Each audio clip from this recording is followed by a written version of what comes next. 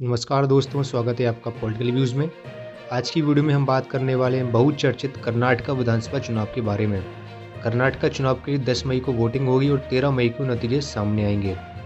अभी सब लोग जानने को इच्छुक हैं कि इस समय ज़मीन पर कैसा माहौल है।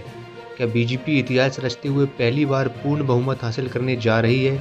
क्या कांग्रेस 2013 की तरह फिर एक बार कर्नाटक में सरकार बनाने में सफल होगी? क्या जेडीएस के लिए चुनाव अब तक का सबसे खराब चुनाव होगा?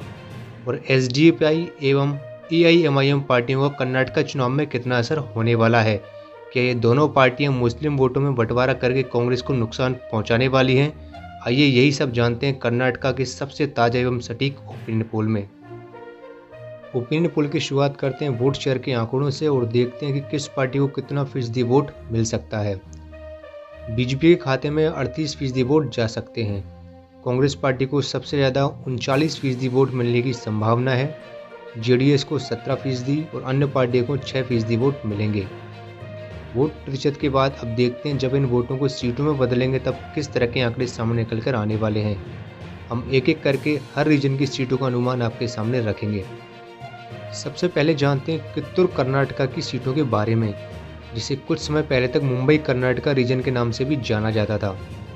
इस रीजन में कुल 50 सीटें आती हैं और इस रीजन में लिंगायत वोटर बड़ी संख्या में हैं जो कि बीजेपी के समर्थक हैं। हमारे अनुमान के अनुसार बीजेपी को यहाँ 33 से 35 सीटें मिल सकती हैं। कांग्रेस को 15 से 16 सीटें मिलेंगी और जेडीएस को 0 सीटें। अब हम बढ़ते हैं कल्याण कर्नाटक रीजन की ओर, जिसे हैदराबाद कर्नाटक भी कहते हैं। इस रीजन में कुल 40 सीटें हैं और ये रीजन कांग्रेस का गढ़ माना जाता है। इन 40 सीटों में से बीजेपी 14 से 16 सीटें जीत सकती है। कांग्रेस को 23 से 25 सीटें मिलेंगी। जेडीएस 1 से 3 सीटें जीतेगी और अन्य को 1 से 2 सीटें मिलने की संभावना है। अब जानते हैं ग्रेटर बेंगलुरु की 32 सीटों का हाल। यहाँ बीजेपी 14 से 16 सीटें जीत सकती है। कांग्रेस को 13 से 15 सीटें और जेडीएस को 1 से 3 सीटें मिलने की संभावना है। चलिए अब बढ़ते हैं मध्य कर्नाटक या फिर कहें सेंट्रल कर्नाटक की 26 सीटों की तरफ। ये रीजन बीएस येदियुरप्पा का गढ़ है और बीजेपी यहाँ हमेशा से ही अच्छा प्रदर्शन करती है। बात करें सीटों के आंकड़े की तो बीजेपी को 15 से 16 सीटें, कांग्रेस को 8 से 10 सीटें, जेडीएस को 0 और अन्य को 0 से 1 सीट मिल सकती है।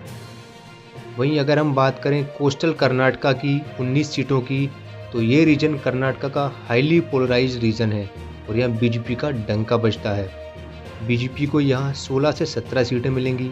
कांग्रेस 2 से 3 सीटें ही जीत पाने की स्थिति में है और जेडीएस यहाँ भी 0 रहेगी। अब आखिरी में बात करते हैं ओल्ड मैसूर रीजन की। इस रीजन में सबसे ज़्यादा 57 सीटें आती हैं। जहाँ बाकी जगह पर मुख्य लड़ाई बीजेपी और कांग्रेस के बीच है, तो वहीं इस रीजन में सबसे मजबूत पार्टी जेडीएस है। इस रीजन में बीजेपी की सीटों की संख्या 10 से 12 के बीच रहेगी। कांग्रेस 23 से 25 सीटें जीतने की स्थिति में है और जेडीएस को 22 से 25 सीटें मिल सकती हैं। तो आइए अब हम सारे रीजन की सीटों को मिलाकर फाइनल आंकड़ा आपके सामने रखते हैं। कर्नाटक की 224 सीटों में बीजेपी को सबसे ज़्यादा 102 से लेकर 112 सीटें मिलने का अनुमान है।